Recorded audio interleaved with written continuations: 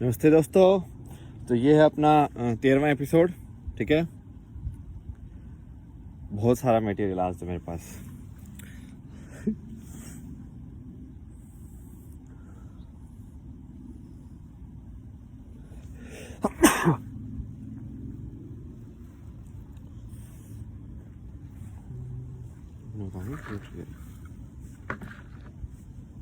ये हीट में रखा हुआ है तो हो सकता है ये वीडियो 2 पार्ट में आए, क्योंकि अपने आप आपको पता है बंद हो जाएगा फोन जैसे हीट होगा।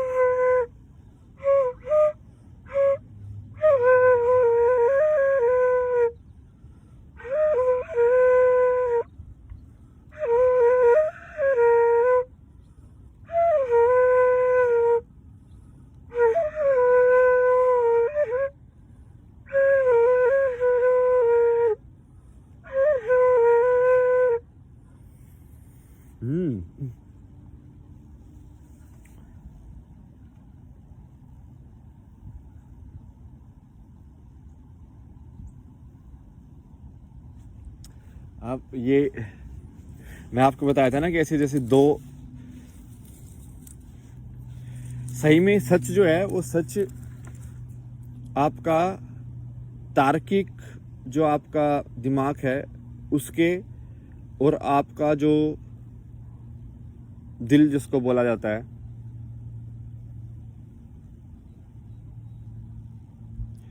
उसके बीच में एग्जिस्ट करता है। आई नो ये बहुत आपको लगेगा कि क्या वियर्ड स्टेटमेंट है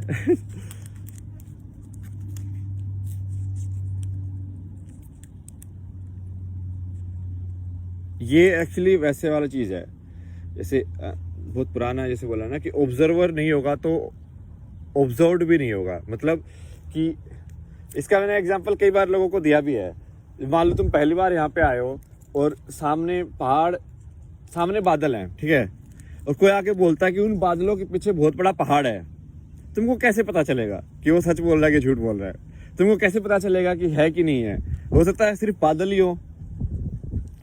तो तुम्हारे दिमाग में वो पहाड़ हुआ ही नहीं है। मतलब सही में देखा जाए तो यदि तुम जिंदगी को अपने हिसाब से देखोगे तब जब तुम ये बहुत आसान हो जाता है। मतलब यदि तुम थोड़ा अटैचमेंट हटा दो ना कि सिर्फ खुद के हिसाब से ही देखो, सिर्फ कि तुमको क्या मिला है, तुमको ये शरीर मिला है या दिमाग मिला है। अब तुम सिर्फ अपने हिसाब से देखो कि दुनिया क्या है, और पूरी दुनिया का एक मीनिंग बनाओ अपने अंदर। ठीक है, दूसरों का मीनिंग मत लो कि हाँ इन्होंने ऐसे बोला तो ये चल रहा है तो ऐसे ही है, ऐसे ही चलेगा, वो सब।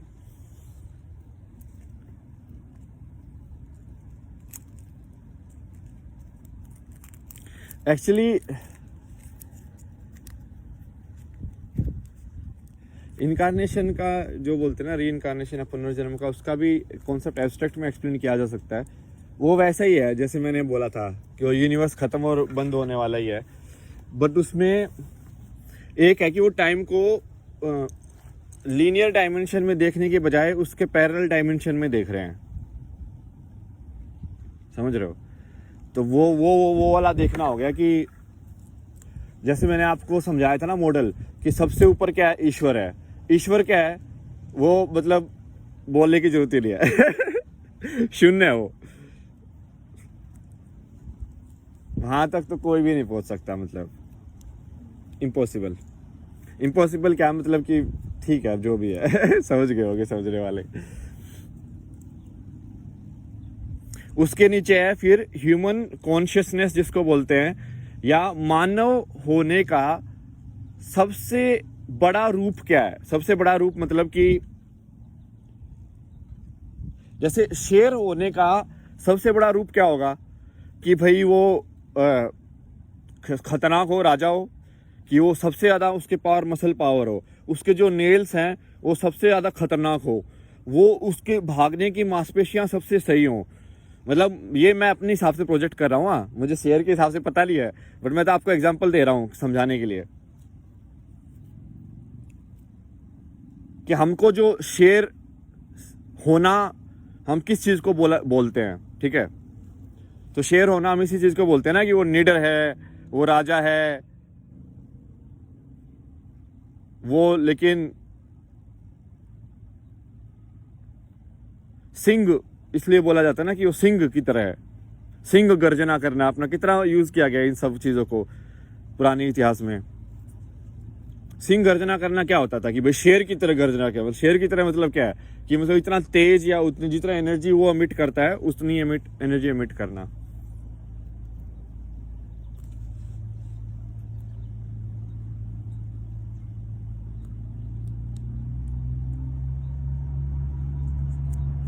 और यदि तुम ऐसे देखोगे कि वो जो फिर टॉप जो पॉसिबल फॉर्म है ह्यूमैनिटी की, और उसके बाद फिर एक दूसरी फॉर्म है जो जीरो से स्टार्ट करती है, और उस फॉर्म को जीरो से लेके उस टॉप फॉर्म तक पहुंचना है।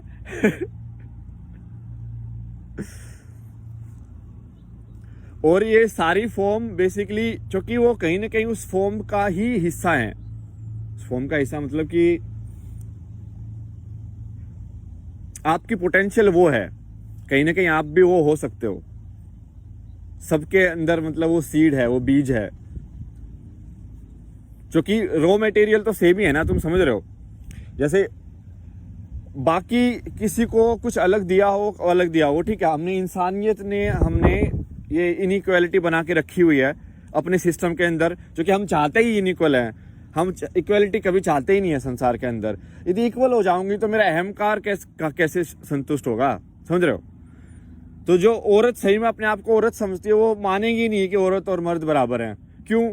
यदि वो सही में अपने आप को औरत के नाम से आइडेंटिफाई कर रही है, ठीक है, तो वो क्यों चाहेगी कि उसकी जाति या जो जाति उसने औरत नाम बोल के कर ली है वो नीचे दिखाई जाए। वो तो चाहेगी ऊपर ही दिखाई जाए ना।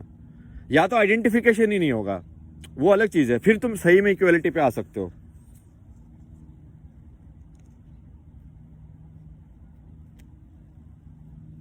ऐसी मर्द के साथ है।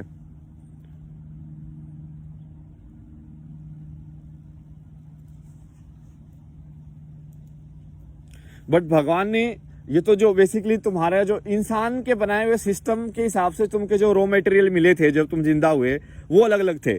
कि भाई किसी को बचपन से ही इंग्लिश बोलनी आती है और किसी को भाई 3-3 साल प्रैक्टिस करके सीखनी पड़ रही है, समझ रहे हो। या किसी को भाई बने बनाए $1 बिलियन मिल गए प्लेट के अंदर कि ले भाई अब इससे तू क्या कर सकता है। सोचो किसी मेरे जैसे इंसान को $1 बिलियन मिल जाते, मैं तो ऐसा कुछ कर देता, पता नहीं क्या कर देता भाई मैं। क्योंकि मुझे पैसे में इंटरेस्ट तो होता नहीं, तो मैं खोज करता कि यहाँ पे ट्राई करते हैं, ये चीज ट्राई करते हैं, ये चीज ट्राई करते हैं, नेक्स्ट ही लेवल कुछ होता। बट वो वही है, वो सबको उसके हिसाब से मिलता है ना, मतलब जैसे है। बट जो भगवान ने जो रॉ मटेरियल दिया है, भगवान मैं बोल रहा हूं कि ईश्वर लाइक जो भी है, मतलब एग्जिस्टेंस, नेचर, कुछ भी बोल दो आप उसको, ठीक है, प्रकृति जो भी है, उसने जो आपको रॉ मटेरियल दिया है वो इंसानियत के रॉ मटेरियल सब बराबर हैं। तो चाहे वो थोड़ा बाहर से तुमको ऐसे लगता हो कि पैकेज के अंदर कि एक अंधे इंसान को नहीं दिया है, बट अंधे इंसान को भी सेम ही चीज दिया है। वो जो चीज है वो सबको सेम दी गई है। वो अंधे इंसान को भी सेम दी गई है, वो जो बहरा है उसको भी दी गई है, वो जिसकी टांग टूटी हुई है उसको भी दी गई है। वो जो भी चीज इंसान के फॉर्म में इंसान का हिस्सा है उसमें है, सब बराबर है।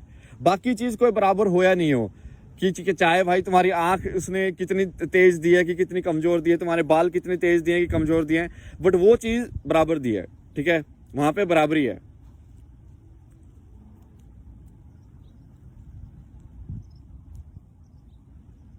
और फिर इसको यदि तुम इस पूरे गेम को पैरेलल समझो, पैरेलल मतलब कि इंस्टेड ऑफ ये समझने के कि पहले एक इंसान आया था फिर ये हुआ ये हुआ, इस कहानी को ऐसे देखने की बजाय तुम ये देखो कि सारी कहानी एक साथ हो रही है अभी की अभी। आई नो ये सोचना बहुत मुश्किल है, जो कि इसको सोचा ही नहीं जा सकता, ये सोच के बाहर है। क्योंकि सोच सिर्फ लीनियर में ही काम कर सकती है। सोच सिर्फ, यार लीनियर का हिंदी में पता नहीं मेरे को अब क्या।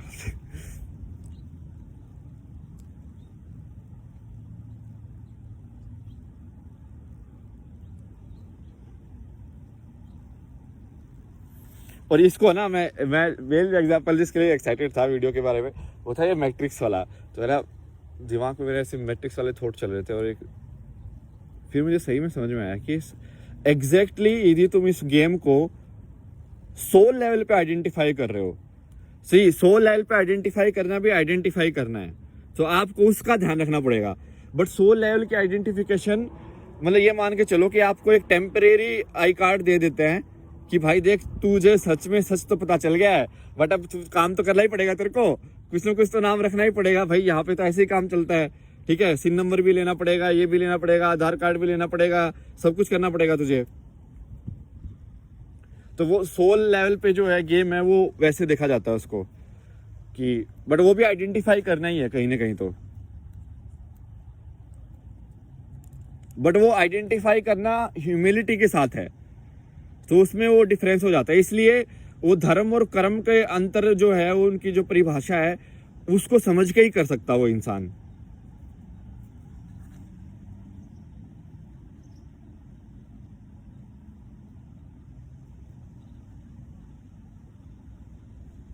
तो जैसे मैट्रिक्स है क्या एक्चुअली में, वो मैट्रिक्स जो है मुझे पता है बहुत सारे लोगों ने देखी नहीं होगी, जो यदि हिंदी सुनने वाले जो हैं, ये एक इंग्लिश मूवी है जिसमें ऐसे दिखाते हैं कि हम सब माया में जी रहे हैं बेसिकली, ठीक है। मैट्रिक्स का मतलब माया ही है कि हम सब एक माया में जी रहे हैं, और एक दिन क्या होता है कि एक इंसान को कुछ अलग से सिग्नल मिलता है, ठीक है, और वो फिर उस माया से बाहर निकल जाता है, और जब वो उस माया से बाहर निकलता है तो उसको पता चलता है कि बाहर हैं निकले हुए बहुत सारे लोग जो कि इस माया के अगेंस्ट लाइक काउंटर ऑपरेशन कर रहे हैं। काउंटर ऑपरेशन मतलब कि वो उस माया के अगेंस्ट लड़ रहे हैं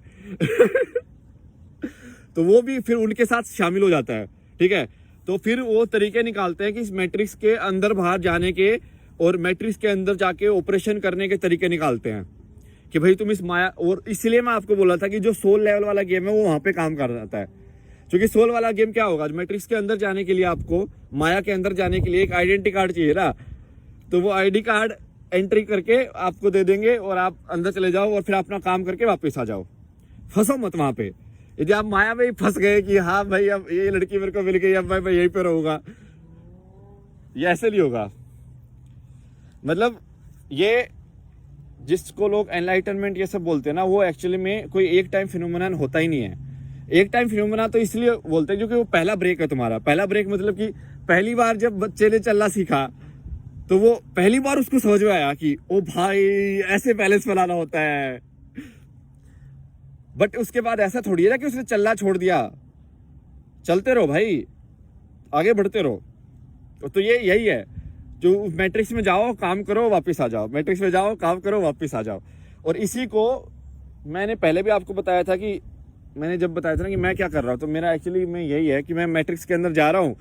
मैट्रिक्स के अंदर जाना मतलब कि ये पुरानी आपका इतिहास जो भी लिखा हुआ है, एक्चुअली में तो सब, यदि तुमको सच पता है तो तुमको पता होगा कि सब ये माया ही है, सब चीज ही माया है बट अब एक कहानी को आगे जो कहानी सबसे ज्यादा संसार ने मानी हुई है, अब उसके हिसाब से चलना पड़ेगा। तो सबसे ज्यादा तो यही मानी हुई है भाई आज के टाइम में कि भाई अब कॉन्स्टिट्यूशन होना चाहिए, डेमोक्रेसी होनी चाहिए, कानून होना चाहिए, ये है। अब ठीक है, उसको मोटा मोटा लेके चलेंगे, शुरुआत तो यहीं से करनी पड़ेगी ना, जो है उसी से शुरुआत करेगा इंसान। और मैट्रिक्स है ना, ये आपको समझ में आती है मैट्रिक्स क्या है। जैसे आप बैठे हुए हो, खाना खा रहे हो, ठीक है, और ऐसे खाना खा रहे हो,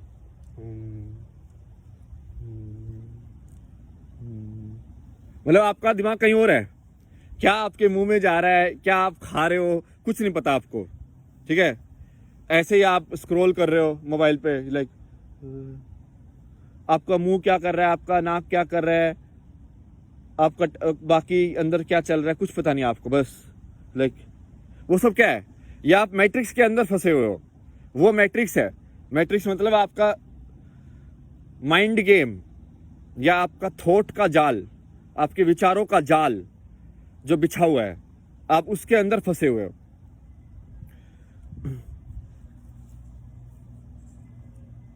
ये तो आपको समझ में नहीं आता होगा कि उस टाइम पे कोई पीछे से आवाज दे रहा होता था, आपको सुनाई नहीं देता है, तो उसका मतलब